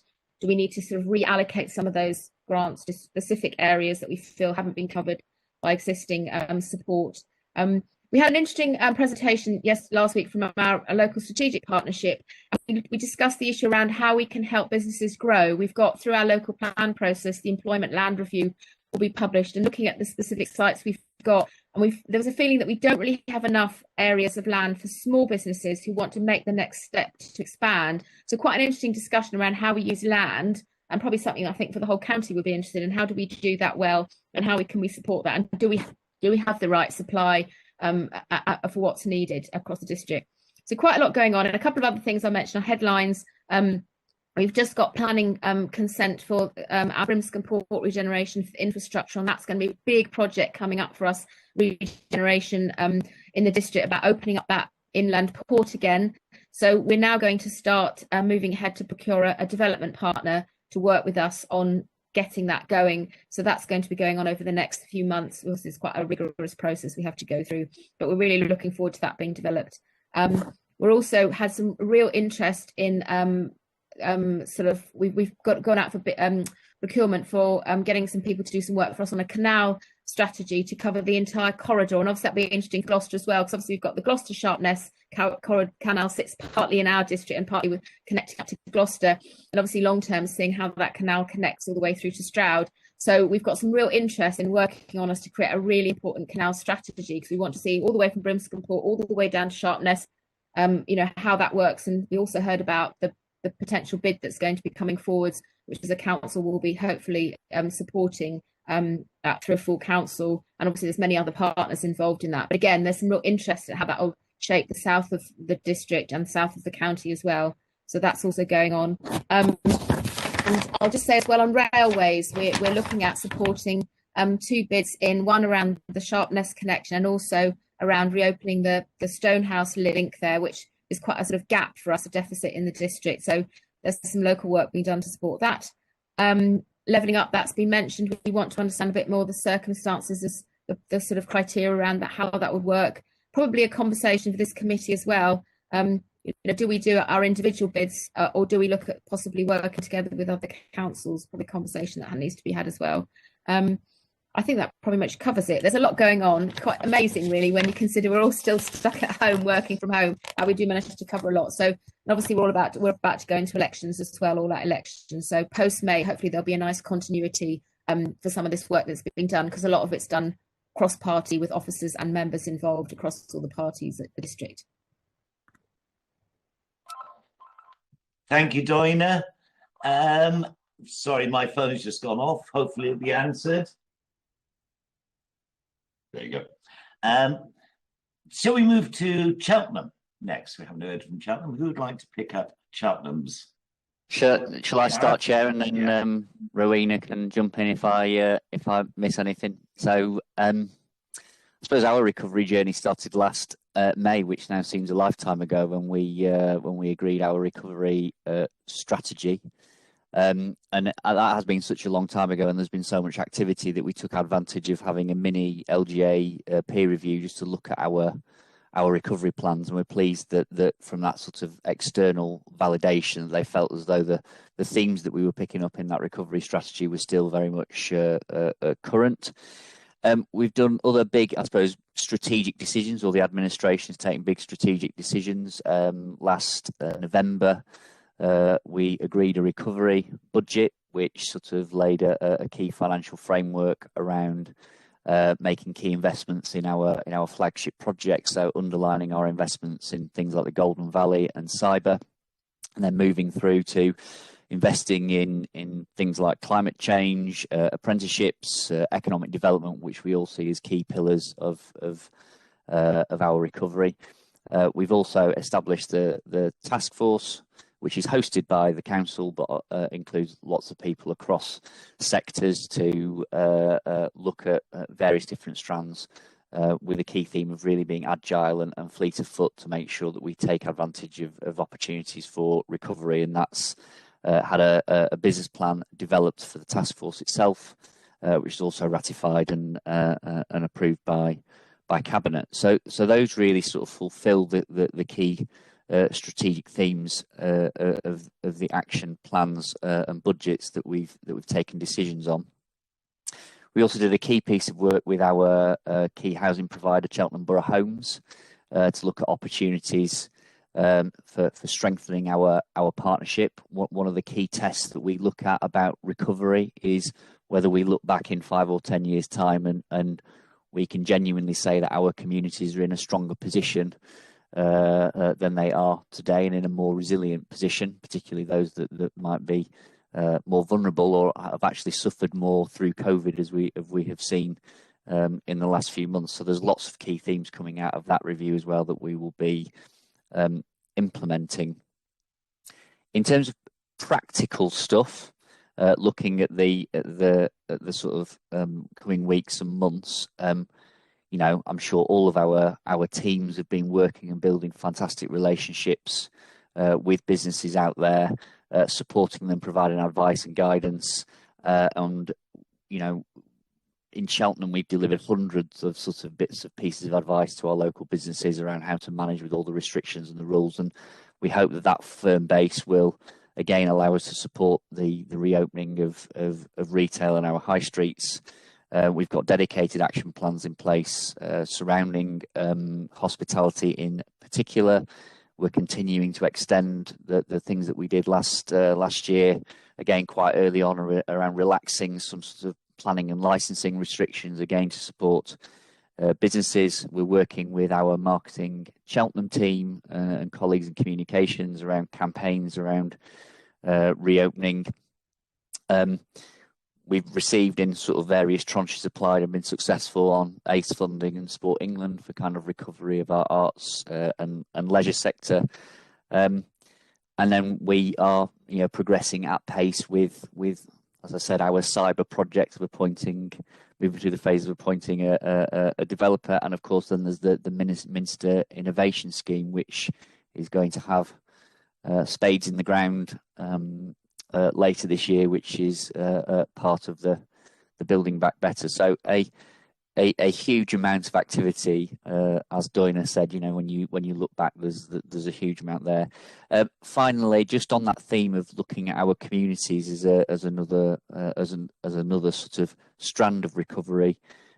You might have seen the campaign that we ran for No Child Left Behind as part of that umbrella around sort of laptops for learning, looking at projects around food distribution. So there's also a lot of activity around, as I said, making sure that we're looking at how can we make our communities stronger and resilient in the years ahead. I will stop there, and Rowena can chip in if I've missed anything. Thank you, Gareth. Rowena, do you have anything to add? No. No? Excellent. he's covered it all. Thank Brilliant. you. Right, thank you very much. Right, how about Gloucester City? John, are you going to pick this up? Thank you, Chair. Yeah, I can go first, and then Richard can chip in if I've missed anything.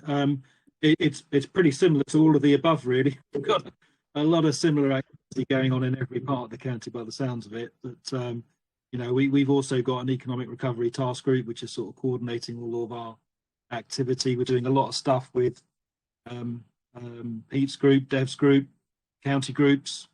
So I won't sort of duplicate what's been said already, but a few projects that might be of interest to people.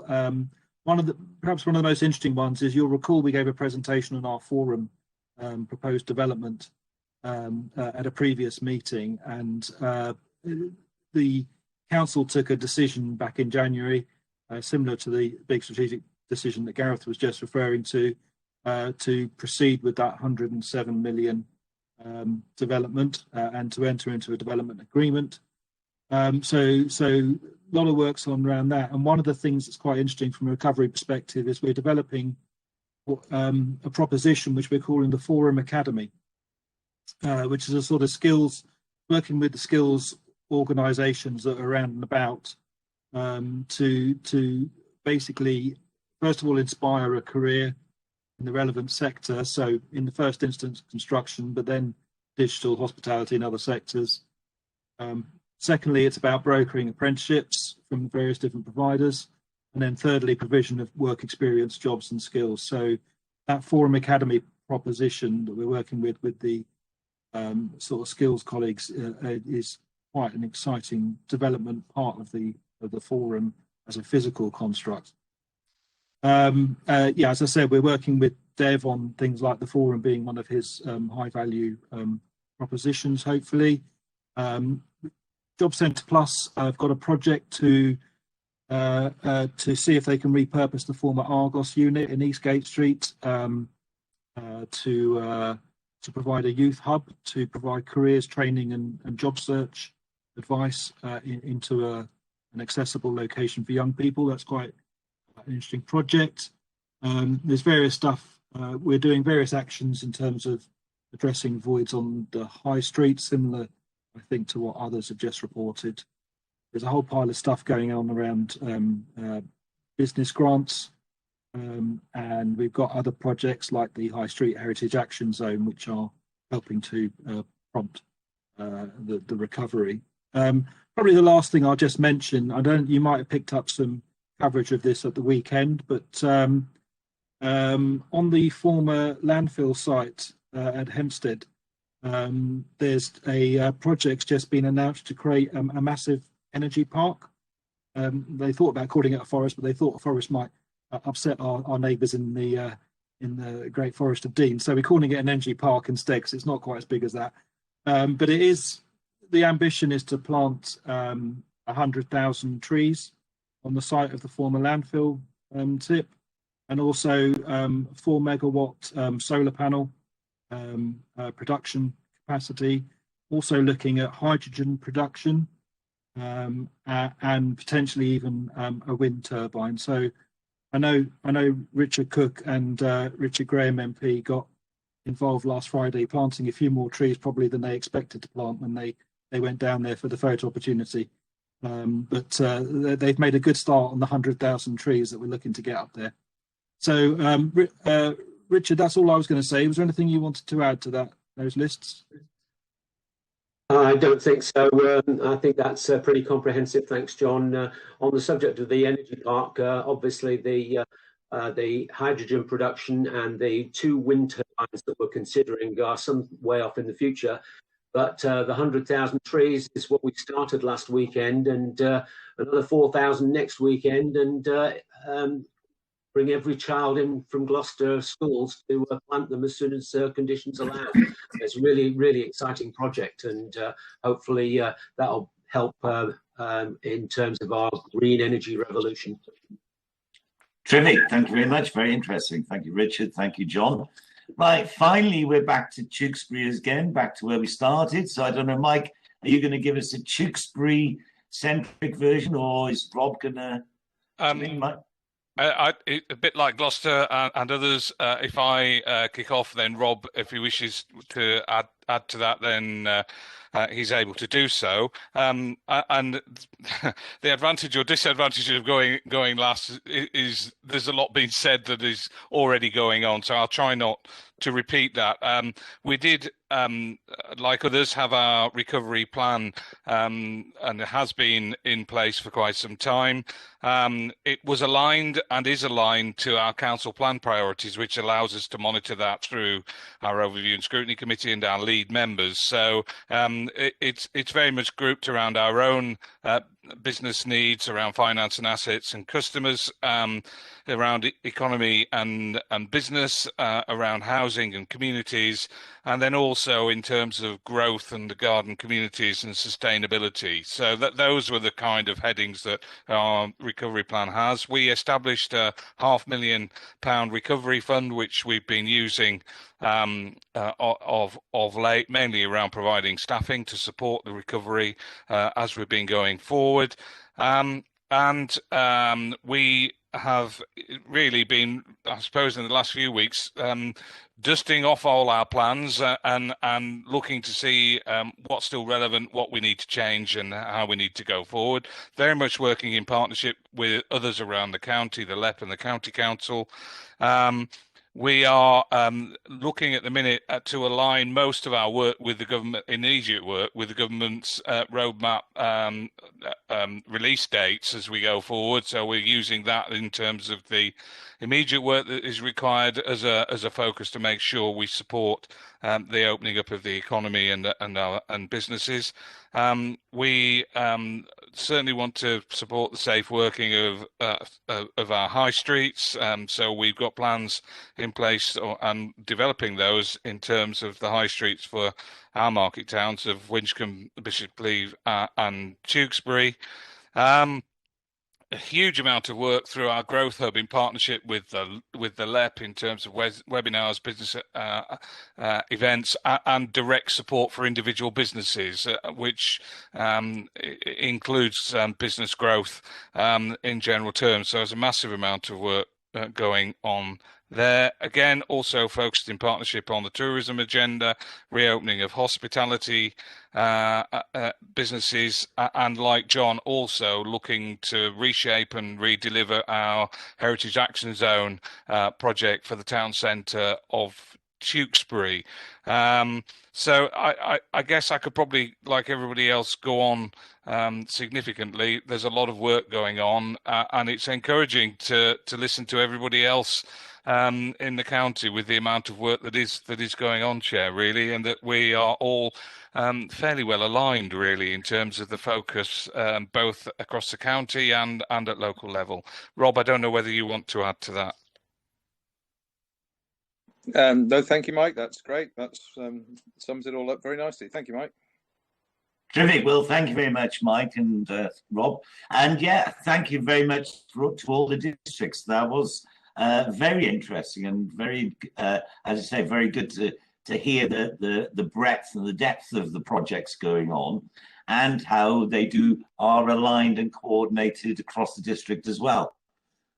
So I've got somebody delivering.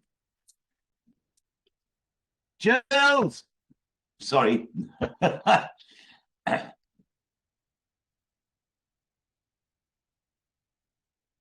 Right, sorry about that. It's just a delivery man waving at me through the window.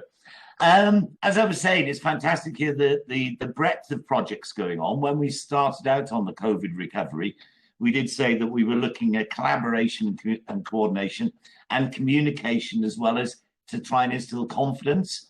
So I think there's some fabulous work going on there. What I would urge is that we really keep on the communications element so that we are telling people what is available out there and what we are doing and how they can get help. Because that, I think, will instill the confidence in the community that we will be on the front foot as we start to come out of lockdown and come out of the COVID. So, but I would say a thank you to everybody and a well done for all those projects going forward, and good luck with everything.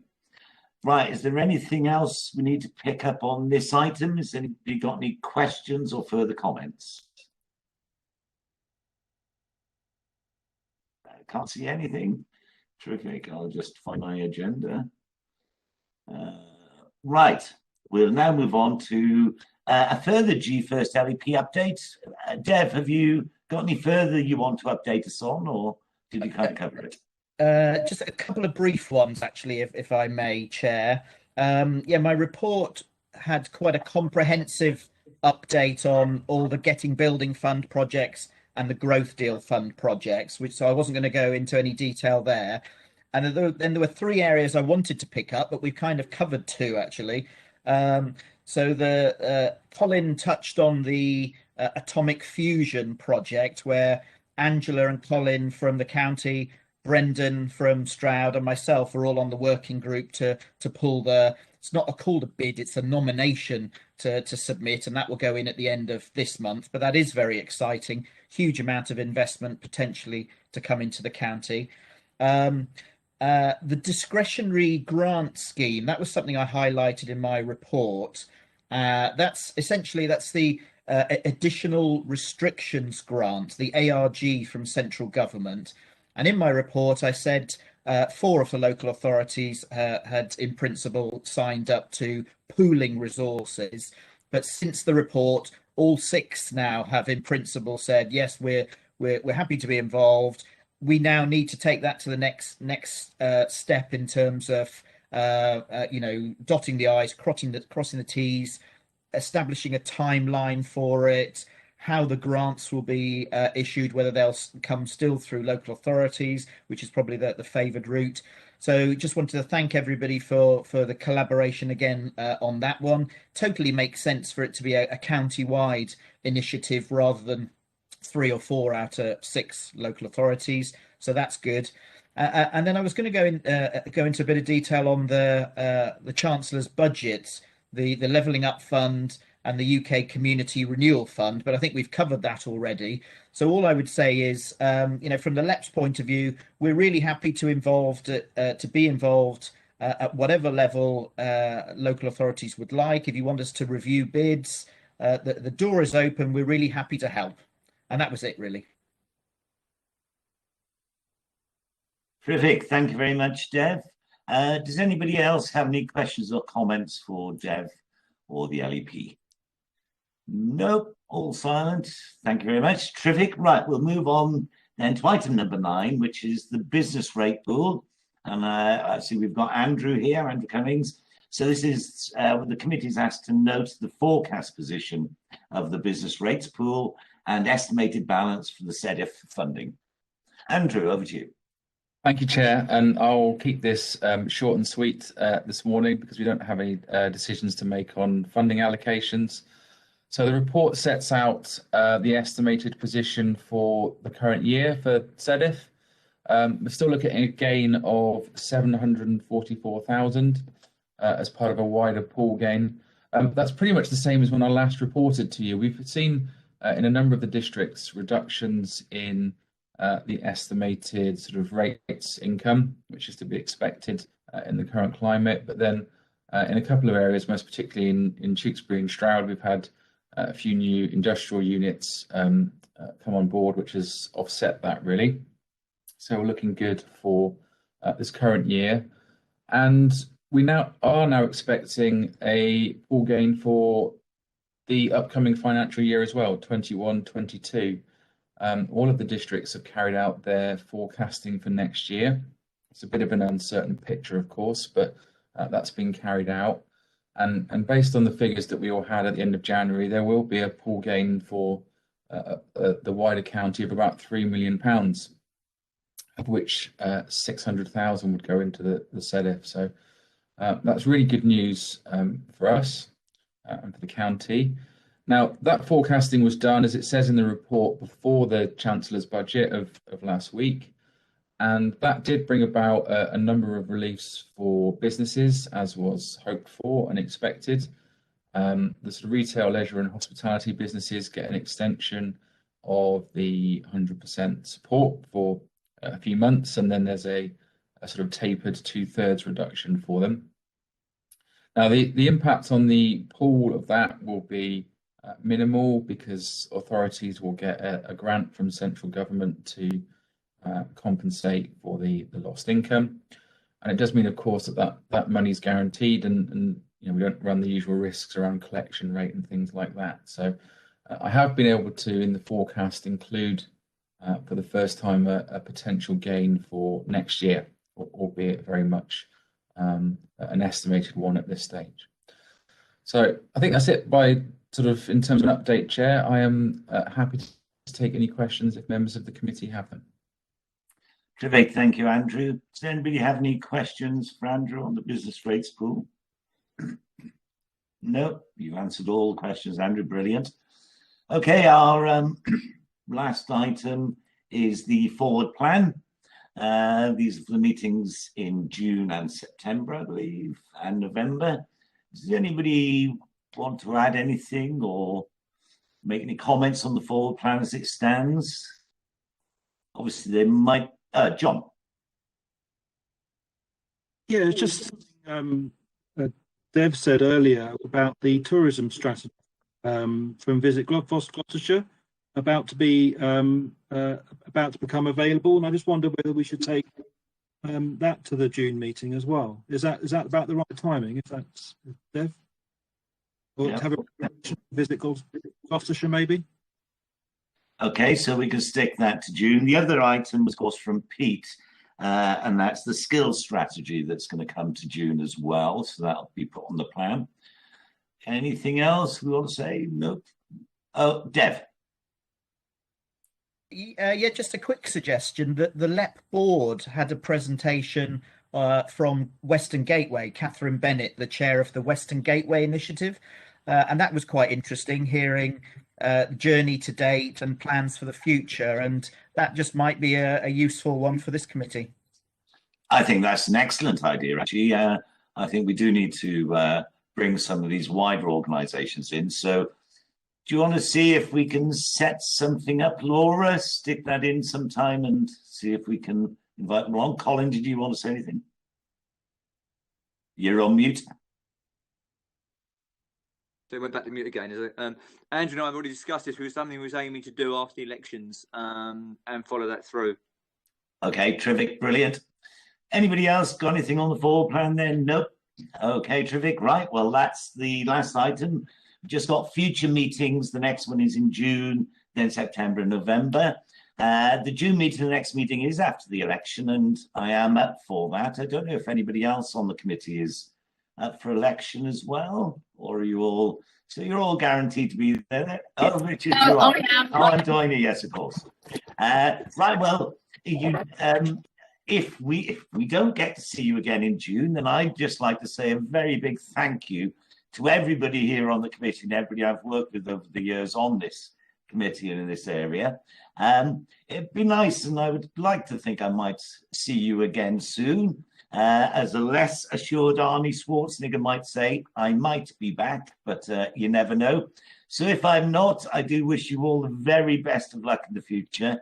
I've had nothing but been very admiring of your enthusiasm, the work you do for Gloucestershire and to keep us going as we are. And I've got great confidence that you will keep that going through in the future as well. So I'd just like to say once again, a very big thank you to all your members for all your help and that you've certainly given me over the years in this. I'd also like to thank all the officers, Laura and Sophie in particular, but also Jo Moore, who was on this committee for a long time and was certainly a great help to me when she was here as well. So on that basis, I'd just like to say it's been a great pleasure working with you all. Thank you very much. I wish you all the best in the future, and you never know, I may be back. And on that basis, we'll say goodbye.